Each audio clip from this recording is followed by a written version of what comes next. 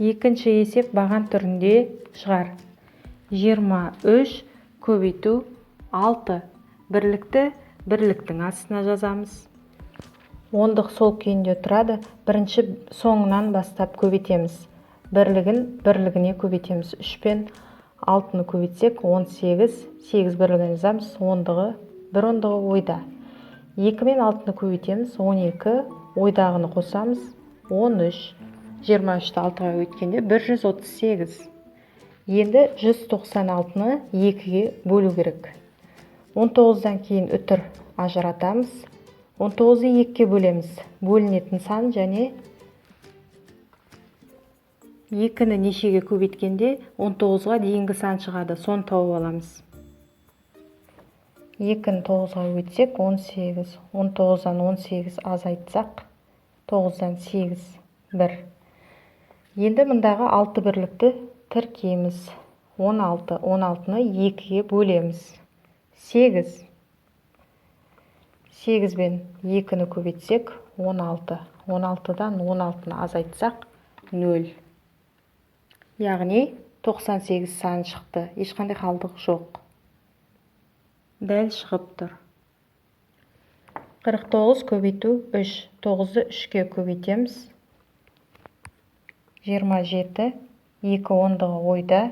4 пен 3-ті көбейтеміз. 12 ойдағымен 14 қосамыз яғни. Сонда 49-ды 3-ге көбейткенде 147. 485 бөлу 5. 48-ден кейін үтір қоямыз. 48-ді 5-ге, яғни 5-ті нешеге көбейткенде 48-ге дейінгі сан шығады. 5-ті 9-ға көбейтсек 45. 48-ден 45 азайтсақ 3. Енді мына бірлікті тіркейміз қасына. 35. 35-ті 5-ге бөлсек 7. 5 жетім 35. Дәл бүтін дұрыс сан шықты. Ешқандай қалдықсыз. Яғни 485-ті 5-ге бөлгенде 97. Төртінші есеп асы. Шарты. Бірінші орамда 240 метр мата, ал екіншісінде 20 метр мата бар. Осы маталардан костюмдер тігілді. Костюмдердің әрқайсысына 4 метр мата жұмсалды. Тігілді қанша костюм, яғни костюмнің санын сұрап тұр. Шешуі, сандарды жазып аламыз. 240 метр мен 20 метр екеуі де мата, екеуі бар, олай болса қосамыз. Және әрқайсысына жұмсалды 4 метр мата, әрқайсысына бөлек-бөлек жұмсалып тұрса, бөлеміз. 240-қа 20-ны қоссақ 0, 6, 3, 360. 360-ты 4-ге бөлеміз. 1 0-ін жазамыз. 36-ны 4-ге бөлгенде қанша болады? 9. Одан кейін 0-ін тіркейміз. Яғни 36-ны 4-ге бөлгенде 9 болса, 360-ты 4-ге бөлсек 90. Жауабы 90 костюм тігілді. Енді әсі. Шарты.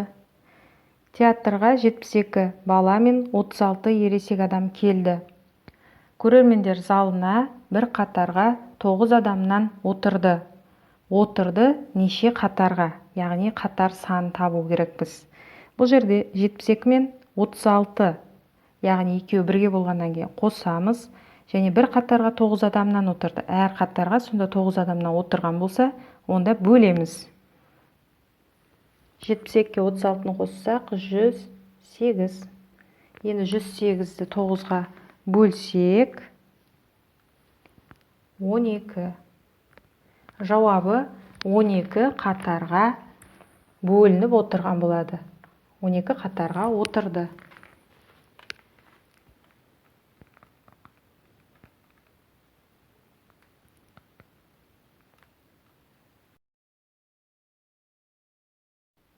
Алтыншы есептің асы. Шаршының периметр 16 сантиметр.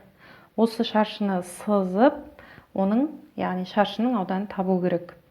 Шаршының ауданын табу үшін алдымен А, яғни ұзындығын тауып аламыз. Шаршының барлық қабырғалары тең болып келеді. тең болып келетін пішінді шаршы дейміз. Енді шаршының 4 қабырғасы бар. Ендеше ұзындығын табу үшін шаршының периметрі 16 сантиметрді 4 қабырғасына бөлеміз. Сол арқылы шаршының ұзындығын тауып аламыз. 16 сантиметр, яғни 4 қабырғасына бөлгенде 4 сантиметр.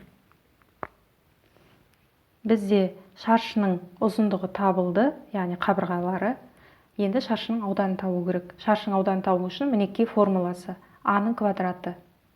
Немесе А-ны ұзындығын өз-өзіне 2 рет көбейткенге тең. Содан кейін шаршының ауданын тапқаннан кейін квадратын жазуды ұмытпаймыз өлшем бірлігімен. Сантиметр квадрат. Сызып аламыз пішінді. 7-ші есептің асы, шарты. Тігінші 200 ақ түйме, 150 қара түйме сатып алды. Әр қорапқа оларды 50 түймеден бөліп салды. Әр қайсысын бөліп салды. Яғни шартында бөліп салды деп өзі айтып тұр. Демек, бөлеміз. Қанша қорап қажет екенін табуымыз керек. Алдымен сандар жазып аламыз. Осы барлық түймелер дегеннен кейін, оларды 50 түймеден бөліп салса, барлық түйме болса, біз бұл жерде қосамыз. 200-ді 150-ге. Одан кейін бөліп салды 50 түймеден, демек бөлеміз. Мынаны жақшаға аламыз. 200-ге 150-ді қосамыз. 350-ді 50-ге бөлсек, соңғы нөлдері қысқарады. Яғни шегеріледі. 35-ді 5-ке бөлгенде 7 болып қалады. Сонда 350-ді 50-ге бөлгенде 7. Жауабы 7 қорап қажет.